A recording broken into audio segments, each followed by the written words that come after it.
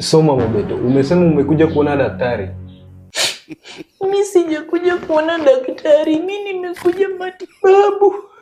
Okay, kwanza utalipa consultation fee ni 5,000. Consumption fee ya nini? Consumption fee ya nini? My lord. Hiyo ni pesa ya counseling na pia tujue nini inakufanya. Nilipe kitu inanisumbua. Nilipe kitu inanisumbua. Hapana Mama Beto, hiyo ndio sheria yenye inafanyika hapo hospitali. Receptionist. Nataka utage masikio vizuri.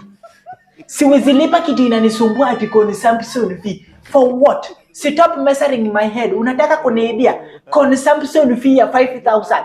Kitu inanisumbua najua. Hiyo ndio sheria Mama Beto. Najua kitu inanisumbua. Na hara na pupu na natoa kinyesi. Hiyo ndio kitu inanisumbua. So stop telling me nilipe consultation. Hiyo ndio sheria Mama Beto. Hiyo sheria yako wacha nikuambie. Kama mtaki kunitibu niambie niende kwa mwingine. Hapana, hata huko utapata tu hivyo. Receptionist. Kama mtaki kunitibu ama